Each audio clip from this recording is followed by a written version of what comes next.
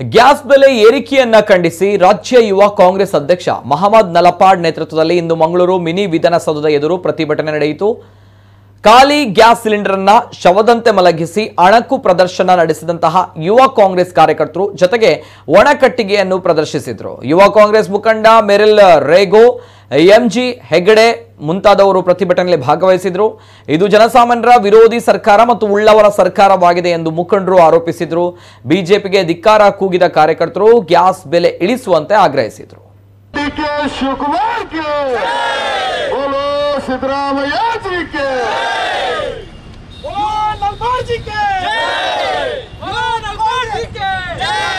ಕೊಡ್ತಾರೆ.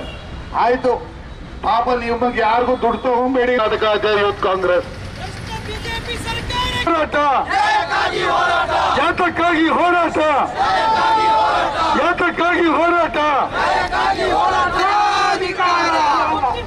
ಬಿಜೆಪಿ ಸರ್ಕಾರಕ್ಕೆ,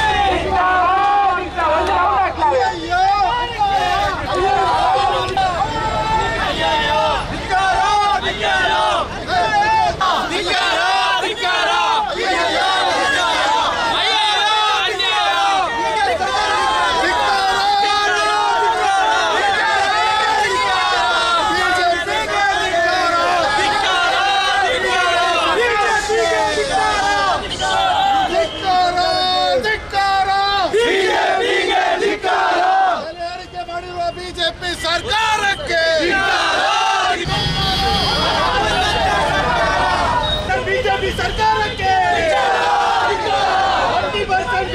ಸರ್ಕಾರಕ್ಕೆ,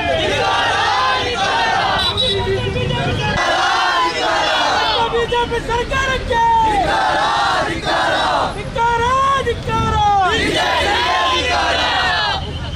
ಡಬಲ್ ಇಂಜಿನ್ ಬಿಜೆಪಿ ಸರ್ಕಾರಕ್ಕೆ,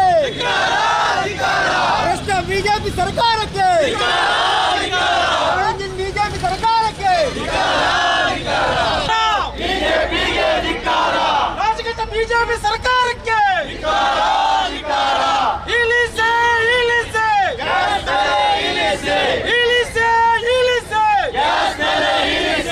ಇಳಿಸೆ,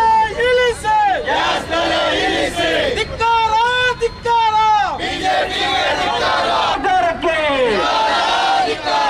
ಬೀಜವನ್ನು 95 ಮಾಡಿದ ಬಿಜೆಪಿ ಸರ್ಕಾರಕ್ಕೆ. ಕಾರ್ಯಕರ್ತರೇ, ಬಂಧುಗಳೇ, ಒಂದು ಸಿಲಿಂಡರ್ ಗ್ಯಾಸ್ಗೆ 414 ರೂಪಾಯಿ ಇತ್ತು. ಅದೇ ಸಂದರ್ಭದಲ್ಲಿ ಕೇಂದ್ರದ ಯುಪಿಎ ಸರ್ಕಾರ ಪ್ರತಿಯೊಬ್ಬರ ಬ್ಯಾಂಕ್ ಖಾತೆಗೆ ಸಬ್ಸಿಡಿ ರೂಪದಲ್ಲಿ 115 ರೂಪಾಯಿ ಕೊಡ್ತಾ ಇತ್ತು. ನಮ್ಗೆಲ್ಲ ಗೊತ್ತಿರೋ ಹಾಗೆ ಆಗ 400 ರೂಪಾಯಿ ಅಲ್ಲ 300 ರೂಪಾಯಿಗೆ ಗ್ಯಾಸ್ ಸಿಗ್ತಾ ಇತ್ತು. ಬಂಕ್ಗಳಲ್ಲಿ ಸಿಕ್ಕಿದರ ಕಡೆ ವಾಪಸ್ ಕೊಡಿ. ಎಲ್ಲೋ ಒಂದು ಭಾರತದ ಮೂಲೆಯಲ್ಲಿ ಕಣ್ಣೀರು ಬರ್ತಾ ಇದೆ. ಆ ಕಣ್ಣೀರನ್ನ ತೆಗಿಲಿಕ್ಕೆ ಬೇಕಾಗಿ ನೀವೆಲ್ಲ ಸಬ್ಸಿಡಿಯನ್ನು ವಾಪಸ್ ಕೊಡಿ ಅಂತ ಹೇಳ್ತಾರೆ. ಸ್ವಾಭಿಮಾನ ಇದ್ರೆ, ಒಂದಿಷ್ಟು ಮಾನ ಮರ್ಯಾದೆ ಇದ್ರೆ ನೀವು ಈ ವಿಷಯವನ್ನು ಎತ್ತು ಇದೆಲ್ಲ ವಿಷಯ ಮಾತಾಡಬೇಡಿ. ನೀವೆಲ್ಲ ಮಾತಾಡಬೇಕಾದ್ದು ಲವ್ ಜಿಹಾದ್ ಪಟ್ಟದ ಅಂತ ಹೇಳಿದ್ರೆ ಎಲ್ಲಿಗೆ ಬಂತು ಇವತ್ತಿನ ದಿನಗಳು? ನಿಮ್ಮದೇ ಸರ್ಕಾರ, ನಿಮ್ಮದೇ ಎಬ್ಬಲ್ಲಿ ನೋಡಿದ್ರೆ ಸಾಕ್ಷಿ ಬೇಕಾ ಬೊಮ್ಮಾಯಿ ಅವರೇ? ನಿಮ್ಗೆ ಯಾರು ಸಾಕ್ಷಿ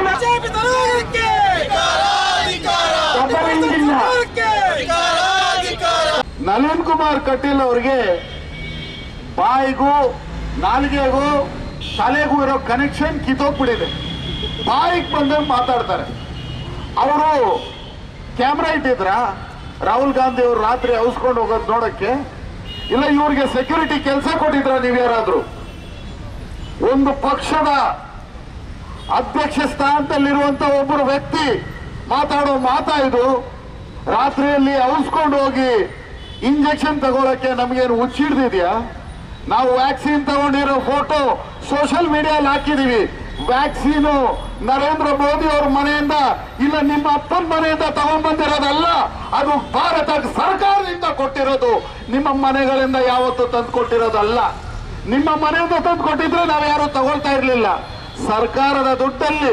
ಸರ್ಕಾರದ ದುಡ್ಡಲ್ಲಿ ಬಂದಿರೋ ವ್ಯಾಕ್ಸಿನ್ ಅನ್ನ ನಾವು ತಗೊಂಡಿರೋದು ಅಲ್ವಾ? ಯಾರಾದ್ರೂ ಮೋದಿ ಅವ್ರ ಮನೆಯಿಂದ ತಗೊಂಡ್ಬಂದ್ರ? ಇಲ್ಲ ಕಟೀಲ್ ಅವ್ರ ಮನೆಯಿಂದ ತಗೊಂಡ್ಬಂದ್ರ? ಅವ್ರ ಮನೆಯಿಂದ ತಗೊಂಡ್ಬಂದಿದ್ರೆ ನಮಗ್ ಬೇಕಾಗಿಲ್ಲ. ಇವತ್ತು ನಾವಿಲ್ಲಿ ಪ್ರತಿಭಟನೆ ಮಾಡ್ತಾ ಇರೋದು, ಈ ಬಿಸಿಲಲ್ಲಿ ನಾವೆಲ್ಲ ಇಲ್ಲಿ ನಿಂತು ಹೋರಾಟ ಮಾಡ್ತಾ ಇರೋದು ನಿಮ್ಮ ಧ್ವನಿಯಾಗಿ ನಿಂತ್ಕೊಳ್ಳಕ್ಕೆ. ಯಾಕಂದ್ರೆ ಪ್ರತಿಯೊಬ್ಬರ ಪಾಕೆಟ್ ಇಂದ ಪಿಕ್ ಪಾಕೆಟ್ ಹೊಡಿತಾ ಇರುವಂತ ಸರ್ಕಾರ ಈ ಬಿಜೆಪಿ ಸರ್ಕಾರ. ಸಾಮಾನ್ಯ ಜನರ ಪಾಕೆಟ್ ಇಂದ ಪಿಕ್ ಪಾಕೆಟ್ ಹೊಡಿತಾ ಇರುವಂತ ಪಿಕ್ ಪಾಕೆಟ್ ಸರ್ಕಾರ ಇದು. ಪ್ರತಿ ಒಂದರಲ್ಲೂ ಕೂಡ ಬೆಲೆ ಏರಿಕೆ, ಗ್ಯಾಸ್ ಅಲ್ಲಿ ಬೆಲೆ ಏರಿಕೆ, ಪೆಟ್ರೋಲ್ ಅಲ್ಲಿ ಬೆಲೆ ಏರಿಕೆ, ಊಟದ ಸಾಮಾನಲ್ಲಿ ಬೆಲೆ ಏರಿಕೆ. ಕನಿಷ್ಠ ತನ್ನ ತಾಯಿ ತನ್ನ ಮಗುಗೆ ಒಂದು ಗ್ಲಾಸ್ ಹಾಲನ್ನು ಕೊಡ್ಬೇಕಂದ್ರೆ 5% GST ಕಟ್ಟಬೇಕಾಗಿರುವಂತ ಭ್ರಷ್ಟ ಬಿಜೆಪಿ ಸರ್ಕಾರದ ವಿರುದ್ಧ ನಮ್ಮ ಹೋರಾಟ. ದಿನನಿತ್ಯ ದಿನಬಳಕೆ ವಸ್ತುಗಳ ಬೆಲೆ ಏರಿಕೆ ಆಗ್ತಕ್ಕಂಥದ್ದು, ಗ್ಯಾಸ್ ಬೆಲೆ, ಪೆಟ್ರೋಲ್ ಬೆಲೆ, ಡೀಸೆಲ್ ಬೆಲೆ ಜಾಸ್ತಿ ಆಗ್ತಲೇ ಇದೆ. ಇದರ ವಿರುದ್ಧ ಪ್ರತಿಭಟನೆಯನ್ನು ನಾವು ಸಾಕಷ್ಟು ಸಾರಿ ಮಾಡಿದ್ದೇವೆ. ಮೊನ್ನೆ ಗ್ಯಾಸಿನ ಬೆಲೆ ಮತ್ತೆ 50 ರೂಪಾಯಿ ಜಾಸ್ತಿ ಮಾಡಿದ್ದಾರೆ. ಕಮರ್ಷಿಯಲ್ ಗ್ಯಾಸು 350 ರೂಪಾಯಿ ಆಗಿದೆ. ಇಂಥ ಸಂದರ್ಭದಲ್ಲಿ ಯುವಕರು ಬೀದಿಗಿಳಿಬೇಕಾದ ಅಗತ್ಯ ಇದೆ ಅಂತಕ್ಕಂಥ ಅರ್ಥ ಮಾಡಿಕೊಂಡು ಯುವ ಕಾಂಗ್ರೆಸ್ನವರು ಈ ಪ್ರತಿಭಟನಾ ಕಾರ್ಯಕ್ರಮ ನಡೆಸ್ತಾ ಇದ್ದಾರೆ. ಈ ಒಂದು ಬೆಲೆ ಏರಿಕೆ ಜನರಿಗೆ ಬಹಳ ದೊಡ್ಡ ಹೊರೆಯಾಗ್ತಾ ಇದೆ. ನಿರುದ್ಯೋಗ ಒಂದು ಕಡೆ ಆದರೆ ಬೆಲೆ ಏರಿಕೆ ಇನ್ನೊಂದು ಕಡೆ. ಇದು ನಮ್ಮ ದೇಶದ ದೊಡ್ಡ ಒಂದು ಸಮಸ್ಯೆ ಆಗಿದೆ. ಭಾರತೀಯ ಜನತಾ ಪಕ್ಷ ದೇಶದಲ್ಲಿ ಅಧಿಕಾರ ಮಾಡ್ತಾ ಇದೆ, ರಾಜ್ಯದಲ್ಲಿ ಅಧಿಕಾರ ಮಾಡ್ತಾ ಇದೆ. ಇದ್ರ ಬಗ್ಗೆ ತಲೆ ಕೆಡಿಸ್ಕೊಳ್ತಾ ಇಲ್ಲ. ಅವರಿಗೆ ಓಟ್ ಬರ್ತಕ್ಕಂಥದ್ದು ಯಾವುದೋ ರೀತಿಯಲ್ಲಿ ಅಂತೇಳಿ ಅದರ ಬಗ್ಗೆ ಅವರು ಯೋಚನೆ ಮಾಡ್ತಾ ಇದ್ದಾರೆ. ಮತೀಯ ಧ್ರುವೀಕರಣದಿಂದ ನಮಗೆ ಅವಕಾಶ ಇದೆ ಅನ್ನುವಂಥ ಭಾವನೆ ಅವರಿಗೆ ತಲೆಗೆ ಹೋಗಿ ಬಡವರಿಗೆ ಆಗ್ತಕ್ಕಂಥ ತೊಂದರೆಯನ್ನ ಅವರು ಗಮನಿಸ್ತಾ ಇರತಕ್ಕಂಥ ಪರಿಸ್ಥಿತಿ ಬಂದಿದೆ.